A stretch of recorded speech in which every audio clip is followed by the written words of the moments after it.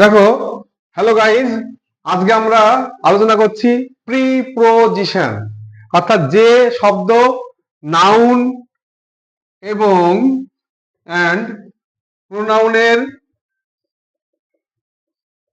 এই যে নাউন আর প্রোনাউনের আগে বসবে এবং সেই ওয়ার্ডটা বাক্যের সঙ্গে দেখো, যেমন দেখো, he is standing, he standing under কি আন্ডার দ্য ট্রি। এখানে কি লিখলাম আমরা? দেখো, he is standing under the tree, মানুষটি গাছের নিচে দাঁড়িয়ে আছে। আর উদাহরণ দেখো, the cat is on the কি টেবিল, বিড়ালটি টেবিলের উপরে আছে। The cat is on the table, এদিকে তাকাও সবাই, the cat is on the table মানে বিড়ালটি টেবিলের উপরে আছে। তাহলে এখানে কোন দুটো প্রিপোজিশন তোমরা বলতে পারবে? কোনটা কোনটা প্রিপোজিশন? অন একটা, আন্ডার একটা। আচ্ছা, ইন একটা বলি, he is in the room. তাহলে এখানে কোনটা প্রিপোজিশন? ইন। সে ঘরের মধ্যে আছে, বা the mobile is in my pocket, the pen is in my pocket. তাহলে কাকে বলে দেখো? তাহলে যে শব্দ নাউন, আই, আরেকটা উদাহরণ দিই, আই অ্যাম ওয়েটিং। ওয়েটিং মানে কি? I am waiting for you, আমি তোমার জন্য অপেক্ষা করছি। দেখো, I am waiting for you, তাহলে এখানে কোনটা প্রিপোজিশন? কে পারবে? ফর, জন্য, আমি তোমার জন্য অপেক্ষা করছি। তাহলে যে শব্দ নাউন, এবং নাউন এখানে টিটা হচ্ছে নাউন, টেবিলটা নাউন, রুমটা নাউন, কিন্তু ইউটা প্রোনাউন। তাহলে কি বললাম? যে শব্দ নাউন এবং প্রোনাউনের, যে শব্দ নাউন ও প্রোনাউনের আগে বসে, ঠিক আছে, ওই ওয়ার্ডটার সাথে বাক্যে সম্বন্ধ প্রকাশ করবে। বোঝা গেল কি বললাম? যে শব্দটা, যেমন এই এই যে লোকটা কোথায় বসে আছে, কোথায় দাঁড়িয়ে আছে? গাছের তলায়, তাই না? বিড়ালটা কোথায় আছে? টেবিলের উপরে। He is in the room, সে কোথায় আছে? ঘরের মধ্যে আছে। I am waiting for you, আমি কার জন্য অপেক্ষা করছি? তোমার জন্য। তাহলে এই যে চারটে word, under, on, in, for, এই চারটে হচ্ছে আমাদের প্রিপোজিশন। যে শব্দ নাউন এবং প্রোনাউনের আগে বসে সেই ওয়ার্ডের সঙ্গে বাক্যের সম্বন্ধ প্রকাশ করবে, তাকে বলা হচ্ছে প্রিপোজিশন। এছাড়া আরো আছে প্রিপোজিশন অ্যাট, যেমন আই লিভ এট অম্বরপুর, আমি অম্বরপুরে বাস করি। I am waiting for you, আমি তোমার জন্য অপেক্ষা করছি। The snake is killed with a stick, সাপটি লাঠি দিয়ে মারা হয়েছে। হ্যাঁ, তারপরে ধরো, Ram is sitting between Shyam and Amal, between মানে মধ্যে, এমং মানে এমং, অনেক আছে প্রিপোজিশন, অনেকগুলো আছে।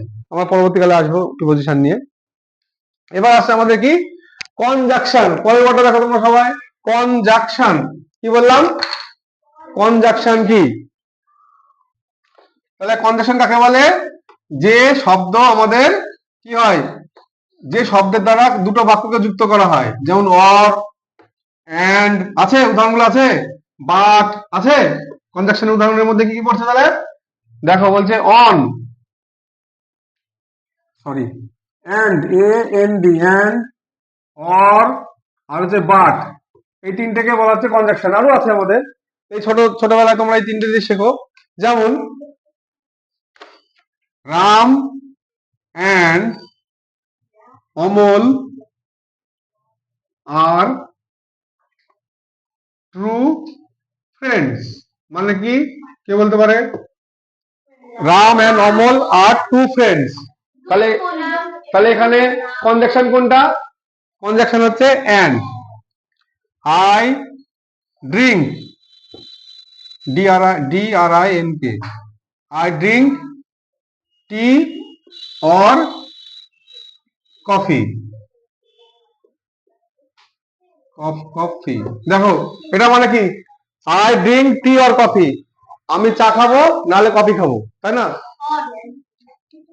যেমন কথা কম, Ramen, Ramen is a good boy, Ramen কি ছেলে? বাট হি ইজ পোর, মানে রমেন খুব ভালো ছিল কিন্তু সে গরিব, তাই না?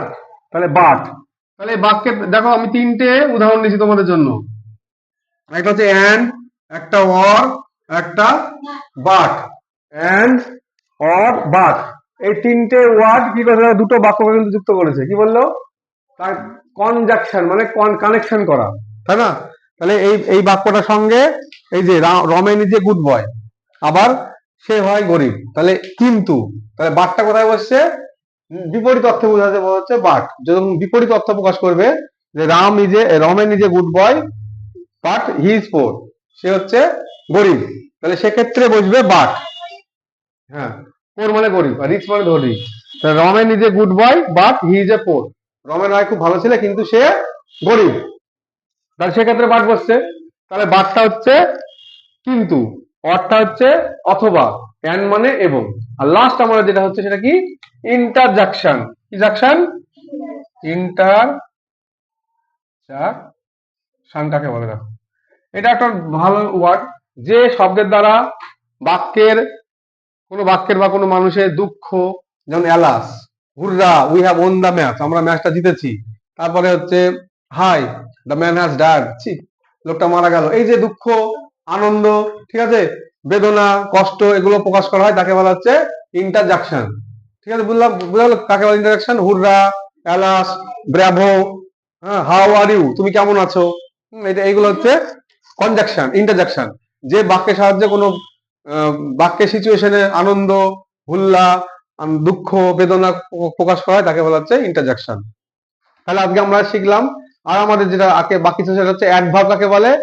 তো যে শব্দ অ্যাডজেক্টিভ এবং ভার্বের দোষ গুণ বোঝায়, যেমন হি ওয়ার্কস ফাস্ট, সে খুব জোরে কাজ করে।